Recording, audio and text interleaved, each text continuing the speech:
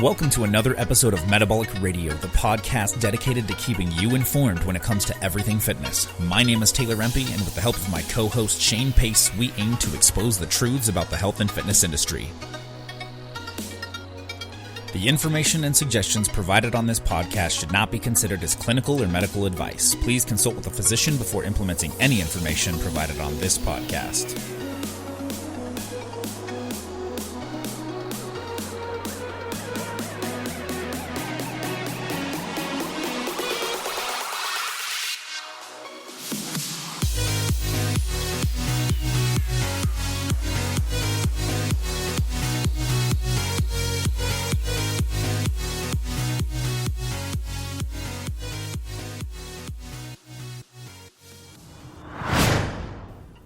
Listen, if you want to get access to free exclusive training, nutrition, and supplementation advice from us, as well as advice on how to navigate the pitfalls of the fitness industry, be sure to head over to metabolicradio.com where you can subscribe to our email newsletter. And as a thank you for joining our community, we will send you a copy of our Black Book of Exposed Fitness Truths, the 6 dirty little secrets that fitness companies don't want you to know, how they're taking advantage of you, and how it's costing you money.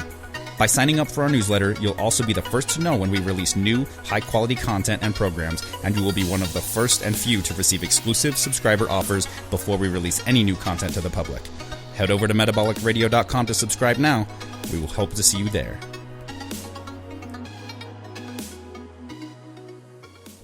Hey, everybody. If you're not yet a member of our online community, be sure to head over to facebook.com, search for Metabolic Radio Private Forum, and request to join the group. We have hundreds of people just like you who are getting great advice and support from our online community while also learning how to be more effective at reaching their fitness goals. And the forum is also a place where Shane and I distribute a lot of exclusive content and resources as well, so be sure to take advantage of that. Our forum is currently free to join, but that's not going to be the case for very much longer, so be sure to get in now while it's still free and open, as we will be charging for forum access in the near future. Head over to facebook.com and type in Metabolic Radio Private Forum and request to join the group. We look forward to seeing you there.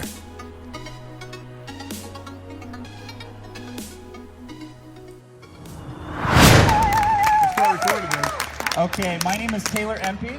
I'm a personal trainer and nutrition specialist here in Salt Lake City. Did you hit record? Okay, we're recording. Cool. I'm on it. And today I'm going to talk about nutrition myths. There's a lot of myths oriented around nutrition.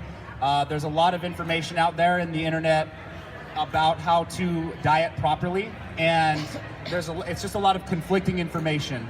I'm sure a lot of you have probably searched for different pieces of nutrition advice and you're not really sure what to follow, and there's thousands of diets out there that some of them are backed by science and some of them aren't, and you're not sure what's right for you. So today I want to just cover some of the basics of some of the top nutrition myths and at least dispel those for you, because this information is actually backed by scientific research, and give you a little bit of an overview of some of those nutrition myths, and we'll go from there. So, who am I? You're probably wondering why you should listen to me. Like, why am I on stage? Why should I listen to this information versus what I've already read or heard? So I've got 6 years of industry experience. I've got multiple certifications from the International Sports Sciences Association, which is an accredited educational program for personal training and nutrition. I hold a certification in sports nutrition as well as fitness nutrition. And my background has an emphasis in kinesiology and nutrition science. I also have a first degree black belt in Taekwondo, and then I'm the co-founder with my co-founder Shane over there of the Metabolic Radio podcast that you can download for free on iTunes or any other major podcasting platform. And I've been featured in the media. Awesome. Myth number 1, it's not just about calories in versus calories out. Who's heard that before? It's all just about calories in, calories out. Count calories and you'll lose weight, right? And we have some free nutrition articles here if you want. So a calorie is not just a calorie. A calorie is essentially potential energy or a macronutrient that a certain food item may provide. But depending on how your body partitions that nutrient will determine what it does in your body. And not all calories are created equal. You know, basically when you consume different types of proteins, carbs, or fats, depending on your current state, your body may do different things with those particular nutrients. And essentially, like here's an example. Let's say you take 100 calories of sugar versus 100 calories of protein. Those macronutrients are going to serve different functions in your body, and your liver is going to determine what those different macronutrients go and do. And you could absolutely use the sugar for energy, but if your food stores are already filled up, you actually could start using that extra sugar fuel for being stored as fat. So really, like, just counting your calories is not necessarily going to get you the exact results that you want. It is one component of nutrition and metabolism, but it's not the end-all be-all. And so there's a lot of other things that go into it. Things that go into it are things like hormones. So your endocrine system, depending on the current state of your endocrine system, your body may be doing a lot of different things with specific foods and macronutrients. Meeting your daily required basal metabolic needs. So who's heard of your metabolic rate or your metabolism, right? So if you're not consuming the right types of calories and the right amount of calories to sustain your normal basal metabolic function on a daily basis, even if you eat in a deficit, your body can still store fat because it's under too much stress. You're going to change a lot of the internal physiology that's going on in your body if you're not meeting those basal functions. And so it's important that you meet your basal metabolic needs first, and then utilize activity and things like calorie restriction or other nutritional techniques above meeting those individual needs. And the problem is, you could easily eat 800 calories a day, but then you're going to do a lot of damage to your metabolism, and you may lose weight, but that weight's not necessarily all going to come from body fat, and it's going to not be a long-term sustainable diet for you. And then you may end up yo-yoing back up. So who here has tried to lose weight? And did you gain it back? Right? So a handful of you. That's because it wasn't sustainable for you.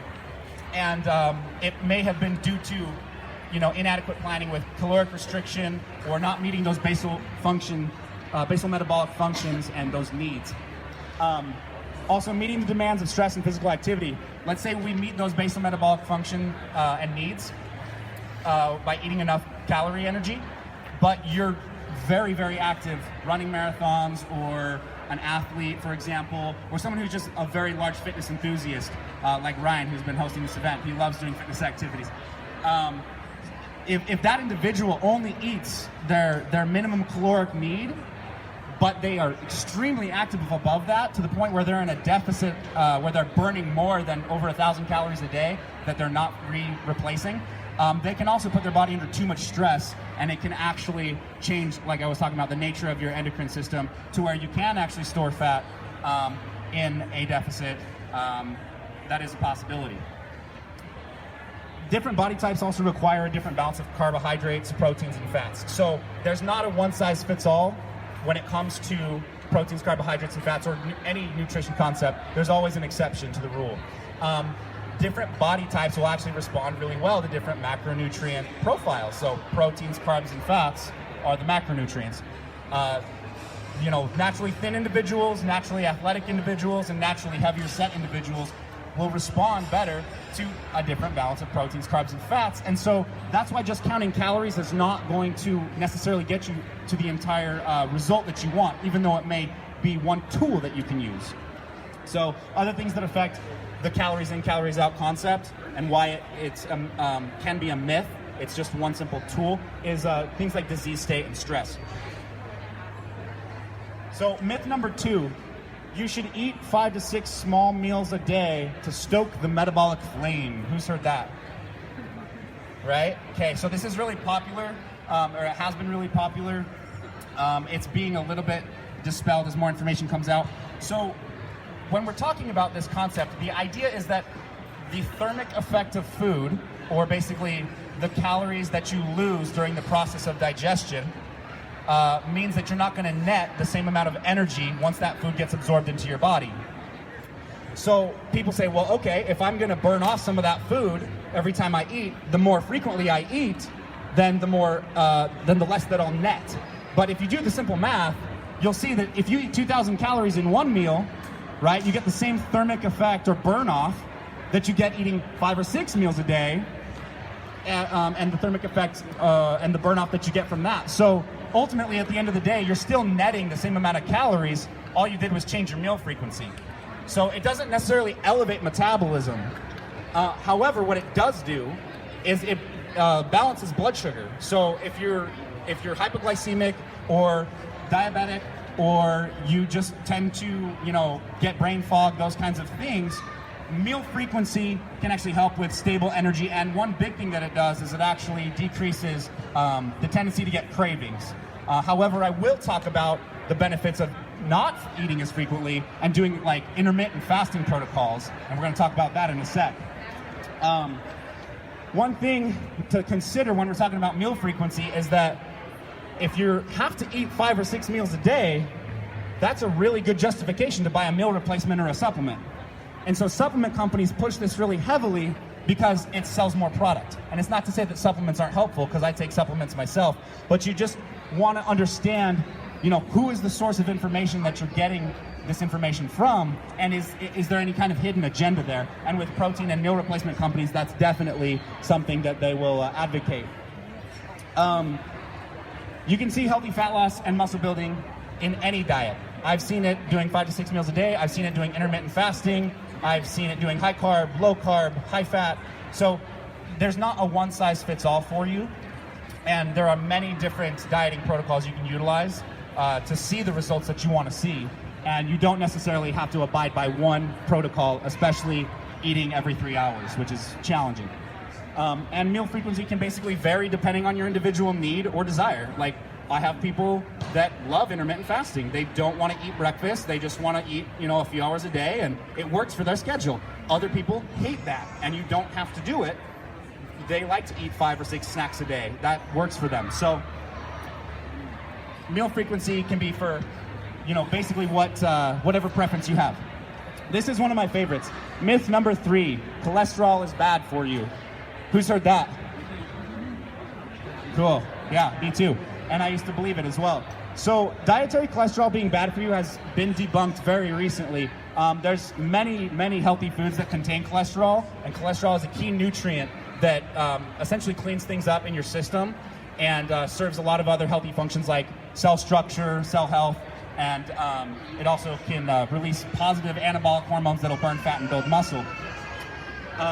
So dietary cholesterol limits have been removed off of the 2015 dietary guidelines. The research has shown that 300 milligram per day limit that there was with cholesterol has little to no association, dietary cholesterol, with blood lipid cholesterol levels, because you can consume no dietary cholesterol and actually still have high blood lipid cholesterol.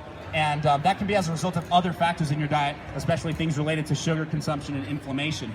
And so your liver can still produce cholesterol even in the absence of dietary cholesterol intake. And so they've found that even a high consumption of healthy cholesterol sources will not necessarily negatively impact your actual blood lipid cholesterol. And so you can consume foods that actually do have certain cholesterol in them, and it's actually healthy for you, not detracting from your health.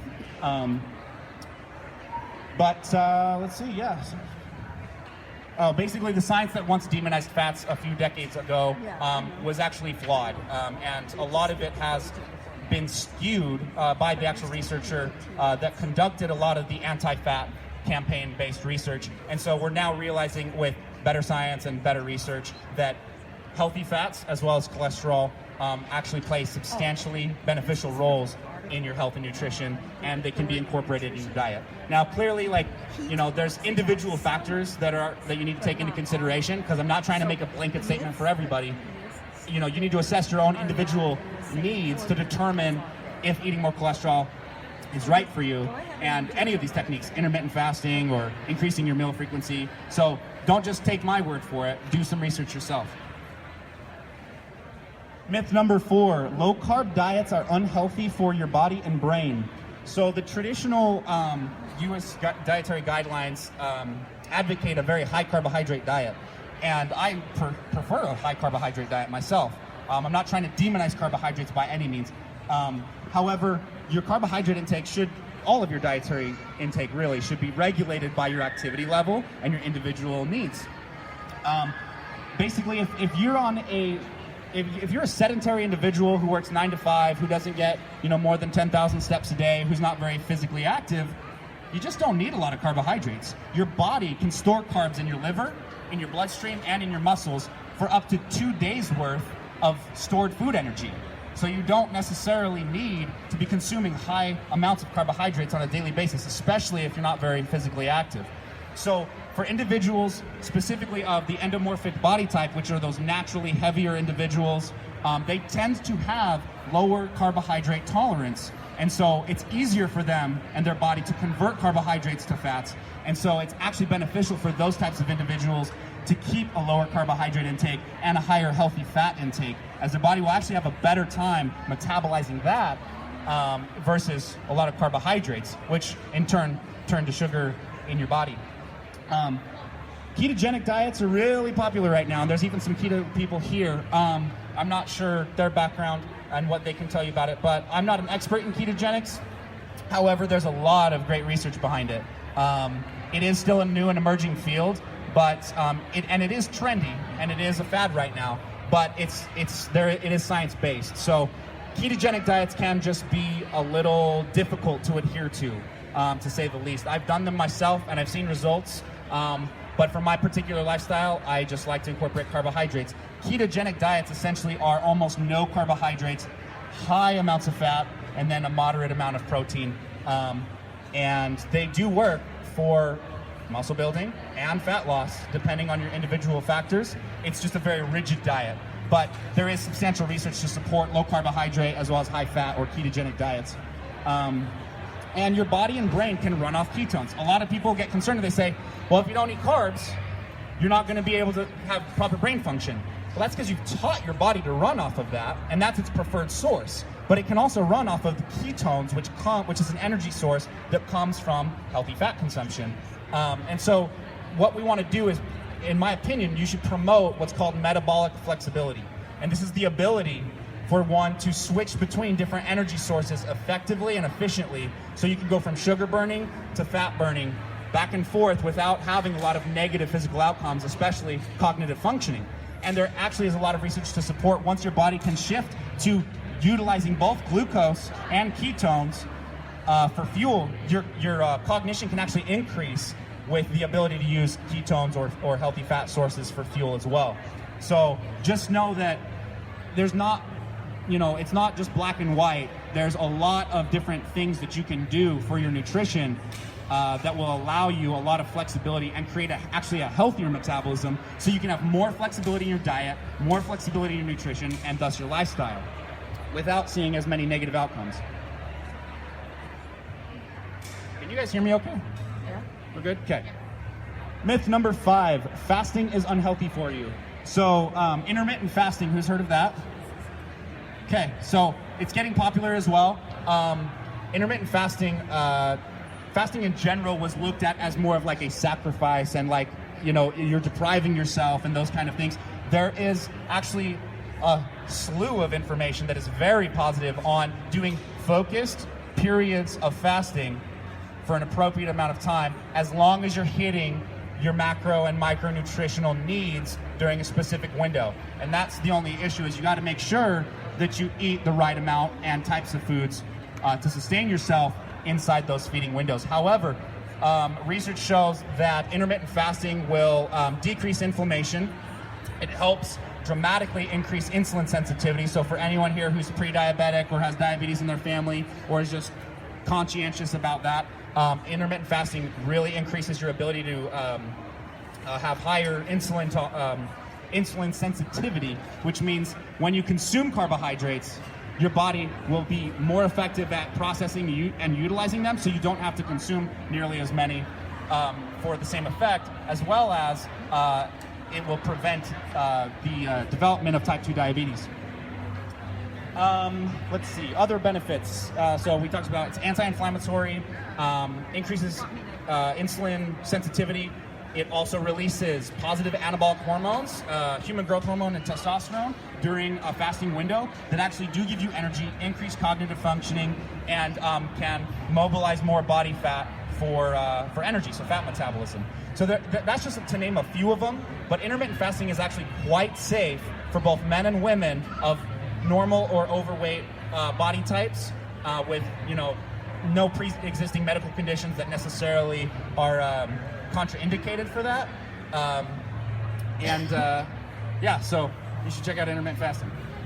There's a lot of protocols on how to do it, and you have to do it right. So make sure that if you have questions, come talk to me about any of this. We're at that booth just around the corner there, second to last row, and I'd be happy to talk to you about any of these concepts, but I just want to make sure we get through everything because I am on a time limit. So there's many ways to engage in healthy fasting. That can include like fasting for 16 hours, eating for 8 hours, eating normal for 3 days, fasting for 24 hours, eating normal for 2 days, fasting for 24 hours. There's a lot of different protocols that you can follow. It really is about finding what's right for you and your lifestyle, and if intermittent fasting is even something that you want to incorporate, because you don't have to do it to also see results. It's just one tool, and that's what we like to talk about, is that all of this stuff, all this nutrition advice, training advice, supplement advice, they're just tools in your tool bucket, and we can utilize any combination of them to get the job done. There's no one size fits all. So as you can see, there's some of the benefits of IF, as we call it. And this last thing I want to talk about on this one is going catabolic. Who's heard that? Like, you're going to go into a catabolic state and lose all your muscle? Okay, a couple of you. So this concept basically is pushed by some people who have agendas, like some supplement companies, as well as different dieting protocols, because they say, well, if you don't eat protein or food, very frequently, then you're going to lose all your muscle, which is not necessarily true. The research on intermittent fasting shows that you can fast up to 48 hours without losing muscle, lean mass tissue.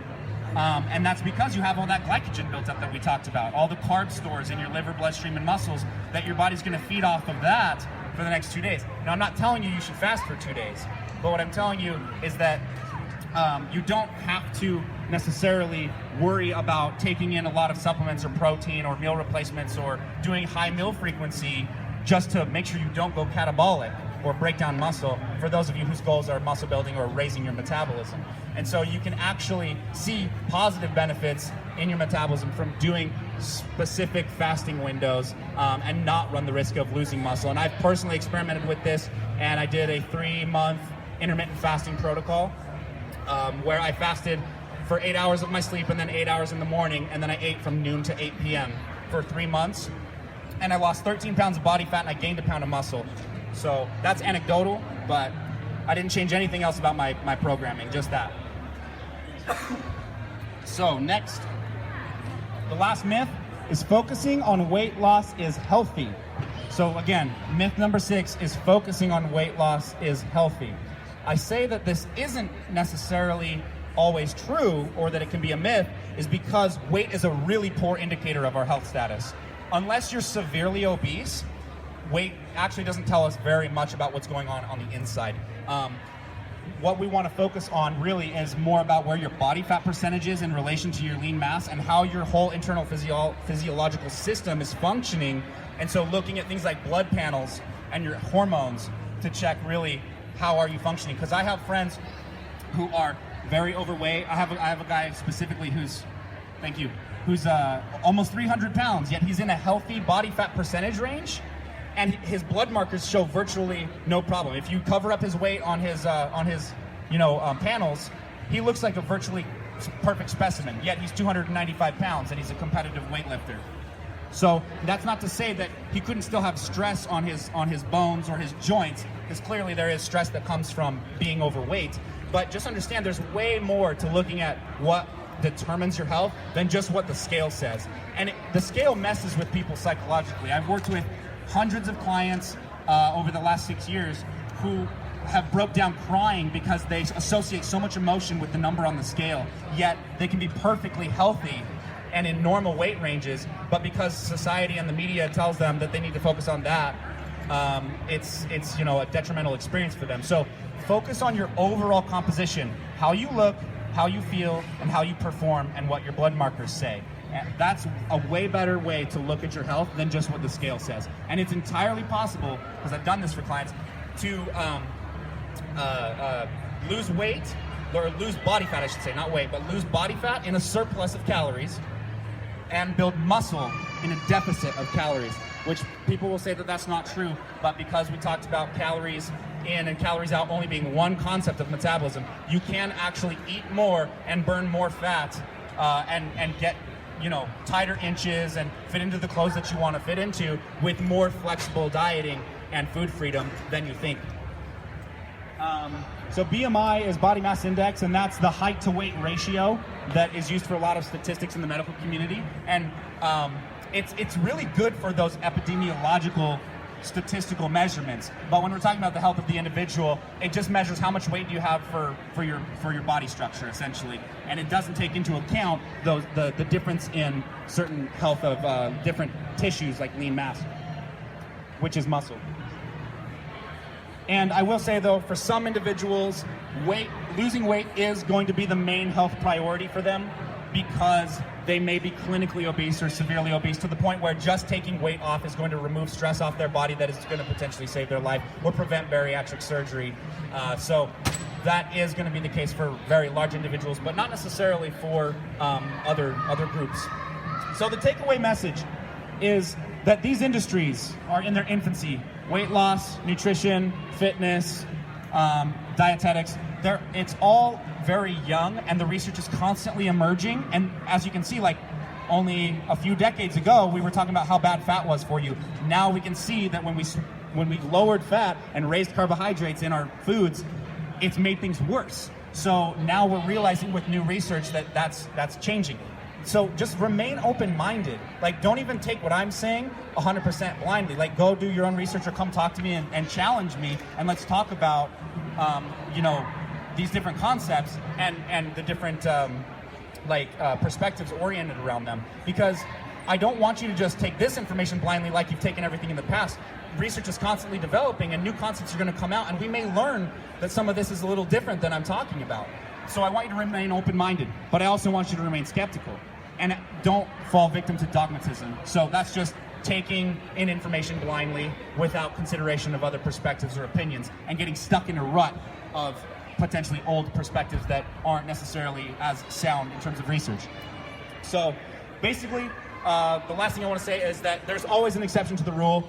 And so no one dieting protocol is going to fit every person. No one supplement's going to do the same thing for every person. No one training method is going to do the same for every person. And so you are an individual with your own individual needs, and you should try to find out as much as you can about yourself and your internal physiology and your health status and your medical conditions to where you can do something that's personalized for you and not just follow a cookie cutter program. And so that's what I like to do. And Shane, my co-host of my podcast, Metabolic Radio, I work as a personal trainer, and he and I have the podcast together, and we try to educate people on how to more personalize their programming for workouts, their nutrition, and their supplementation if even needed. So if you want some more advice on how I can help you do that, come over to our booth. We're the second row from the last, and we're focusing on, I'm releasing programming in the form of an online training website that will allow you to customize things like custom nutrition calculators, macronutrient calculators, activity calculators, different kinds of workouts, and dietitian-approved meal plans and things of that nature that can help you do something that's more personal for you, but at an affordable cost. And if you feel like you need a little bit more personalization, come talk to me and we can talk about what my one-on-one training looks like for you, and then we can actually delve more into your individual needs. So thank you for your time. I appreciate it.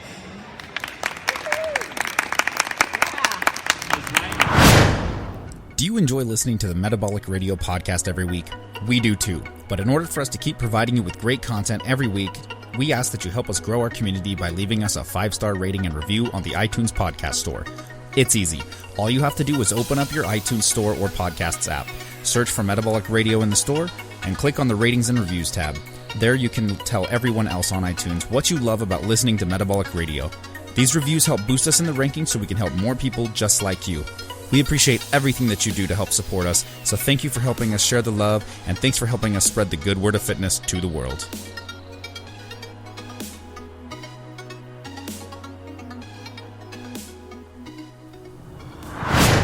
Hey everybody, thanks again so much for tuning into today's episode. Shane and I hope you learned something new and exciting today about your own health and fitness. Head over to metabolicradio.com. There you'll find our evidence-based and results-driven Atlas programs designed to help teach you everything you need to know when it comes to getting real permanent results. You can also sign up for our newsletter to get free exclusive content. To chat with Shane or myself, just email us at shane@metabolicradio.com or taylor@metabolicradio.com. We would love to hear from you. You can also join the conversation on Facebook. Just go to facebook.com and search for Metabolic Radio Private Forum. There you can request to join the group. We would love to add you to the conversation and answer your questions on the show. And hey, if you like our podcast, please help us grow our community by leaving us a 5-star rating and review on iTunes. We would really appreciate your help. Thanks again so much for all your support and your listenership. Now go out there and spread the good word of fitness.